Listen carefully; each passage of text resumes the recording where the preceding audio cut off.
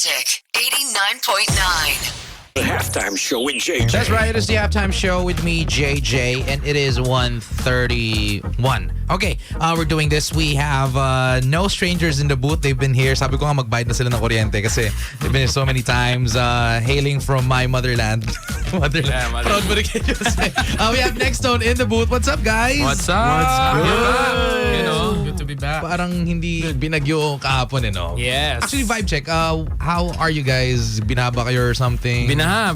For me, luckily, no. Kasi taga ano ka eh. Pasig. Pasig. Ibang mundo rin yung Pasig, no? Unti na lang dapat lumilipad na rin siya eh. Sana. Ganon. Ikaw, you're from? Taytay. Hindi kami binabahal. Kasi pag binahan na kayo, wala na kami. Wala na kami kasi Taytay is up there. But I'm glad you guys are okay and we are here in the Magic Booth. And something amazing just happened last Friday. You guys dropped a new song. Yes. And this song is called 1, 2, 3, go! Nagkulang. Yes, hindi yan ni-rehearse. Okay, let's talk about Nagkulang. This is a really upbeat city pop group. Sabi ko nga, I told to them as soon as they came in the booth, oh, I loved it. It sounds exactly like Fumvi Prit and Boy Pablo, Tudor Cinema Club, Notion, Your Neighbors. If you know, you know. But the lyrics, though, is not exactly upbeat and all. Can you walk me down how you guys worked through this song? Ayun, we worked through the song. Production-wise muna nagsimula siya. I was just mumbling with some chords tsaka with the melody. Tapos, nag-start lang siya. Paulit-ulit lang dun siya sa nagkulang na word. So, once we hear a word kasi sa melody na nagawa namin, yun na yun. Para sa amin kasi the first word na maisip namin yun na yung catchy. So, ayun, doon na nagsimula. Tapos, yung story ng kanta, like how we connected na the beat is upbeat tapos the lyrics are on the spot na lang siya eh. Wala naman siyang backstory talaga pero wala. Issue yan. Kunwari.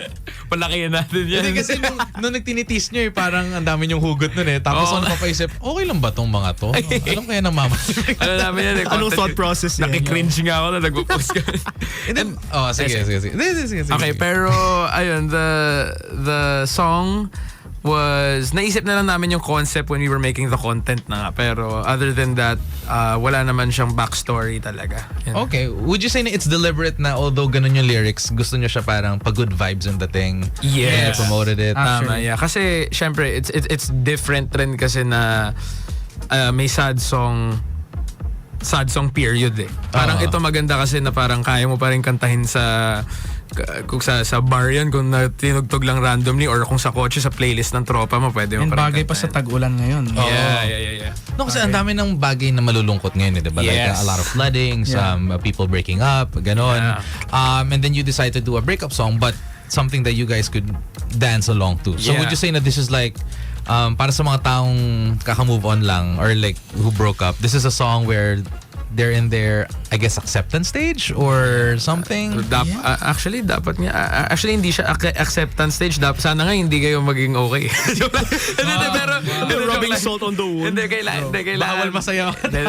Kailangan mo namnamin eh. Pero, yun. Pwede rin naman, yeah. It's right naman. Pero pang ano siya eh. More on talagang gusto namin mag-relapse kayo. Okay. Sige. You mentioned this banked on the word nagkulang, no? How did nagkulang pop up out of nowhere? And siguro, let's put it this way para tigisa-isa kayo. What does nagkulang mean personally for you? Kamunaan. Okay. Tumitig siya. Shucks. Kaya mo yan. Teka, let's grab from personal experience ba? Yeah. Ikaw bahala. Yung para sa akin lang, yung nagkulang as in, nagkulang na ino-overthink mo lang. You might not be lacking something. Iniisip mo lang talaga yun. Yeah. Nagulang, kunwari ka lang nagkulang pero wala naman talaga. Yeah, gets. Deep ka dun ah. Sobrang deep. Sabi ko nagkulang ka pero hindi. Ano ba talaga? Sige, ikaw. Yung para sa akin siguro nagkulang, kung nagkulang ba ako sa pagmamahal. Ay. Bruh. Yung pala rin pinagkatahanan. Maybe nagdadaan tayo. Hirap na nagsulat. Kaya nga. Ayun.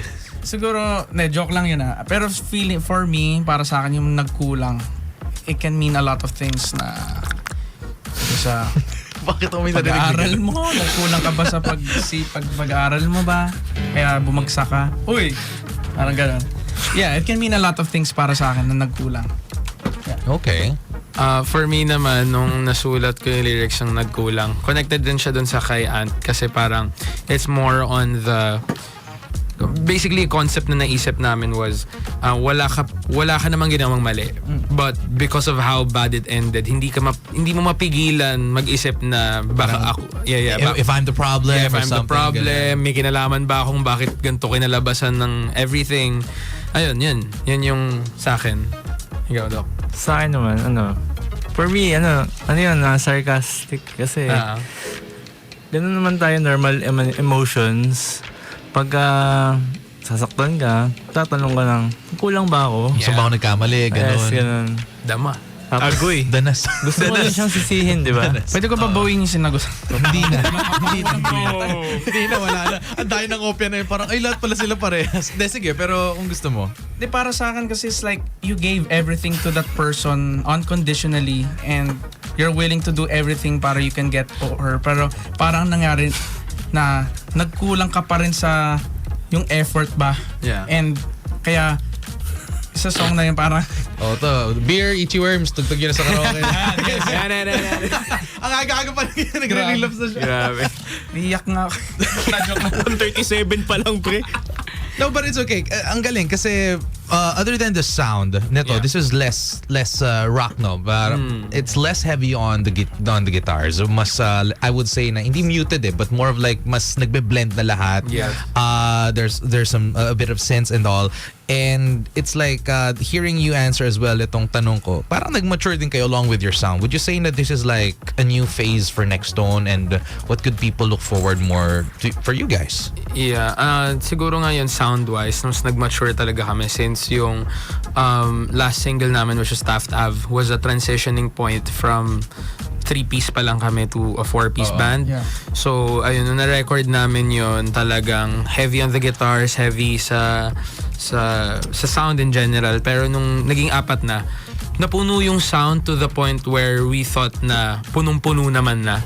So doon kami nagbawas. We tried to limit some of the ideas na we were Minimalize. given. Yeah. Tapos ayun, talagang bumawi kami with naisip namin how to please the listener more with the sound na we can give, then actually pleasing yung sarili gusto niyo. namin na parang ito kasi syempre as musicians masarap rin yung feeling na napupuno yung kanta na madaming ginagawa, pero we really had to mature and parang bawasan talaga yung sound na kaya naming ibigay, which for us was the perfect decision with the song kasi the song itself is heavy na so parang it doesn't need anything more. The message pa lang is heavy. The message pa lang heavy na, so parang we wanted something na medyo smooth, na all the guitars have their own intentions sa song. Yeah. Yung bass lines, yung pati yung palo ng drums, which kahit yung drums, hindi lang yung guitars yung naging less heavy, pati yung drums, naisip namin na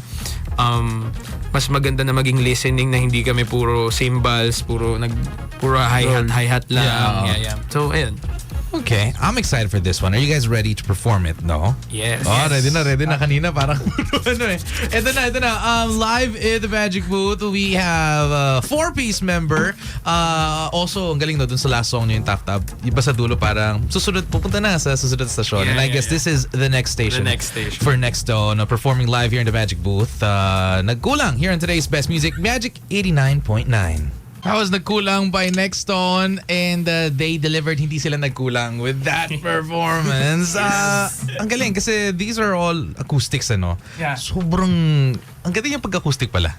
Really? I like it. Yeah, I like it. Parang pagka, naalala ko kasi pagkasama ko friends namin, usually nag-iinom, ganon. Yeah. And one guy has a guitar. Ganon na. Like, tuloy-tuloy na yung ganyan. So I like the vibes. How do you feel performing it though here on radio?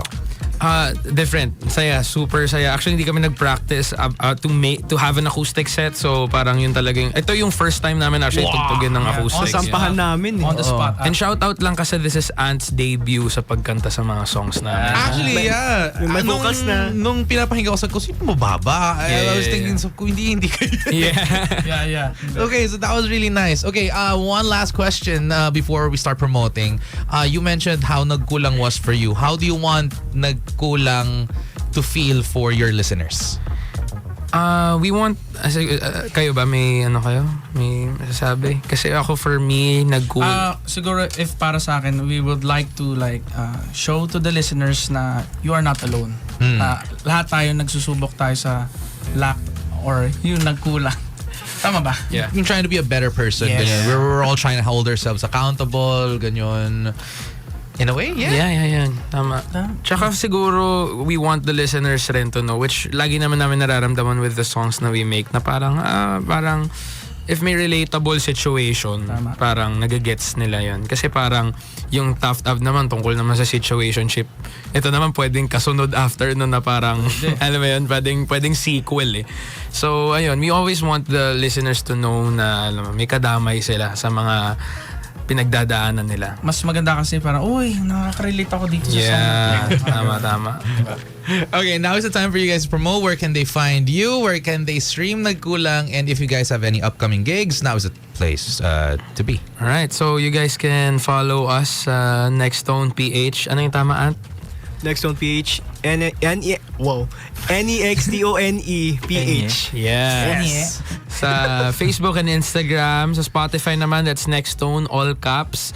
If you wanna search Nagkulang, yun, Nagkulang. And we have also an upcoming mall tour sa SM Taytay. SM Taytay, yeah, we're with Ace Banzuelo, no? Yes. Ace Banzuelo sa okay. This Friday, yeah. Hope we see you there, guys. Yeah. Oh, holiday. Holiday, yeah, Sa sakto. Ninyo Aquino Day. So hindi pwedeng humindi. Hindi pwedeng humindi. Dahilan Kasi para may pumunta. dahilan kayo para pumunta. Unless bumagyo na naman. Yeah, hindi naman. Sana. Hopefully not. Hopefully not. Wag. Pero, yeah, yun. Nextone sa Spotify rin since mas maganda talaga siya pang listening talaga. So, we really do recommend na you guys would stream the song. And habol, may upcoming gig kami on August 26, 12 Monkeys with MYMP. Uy, let's go. Okay. Thank you so much, dudes. For those who missed out on the interview and on the live performance, you can see the replay up on our Facebook page. That is at Magic899. Also on YouTube, it'll be uploaded. That is at Magic899 TV. Something to leave you with sounds a bit like your song. Ito siya. It's Givyan. Song's called Jezebel. Add it to your playlist because Nagkulang by Nextone is also in my playlist now. Yeah. We're here on today's Best Music Magic 89.9.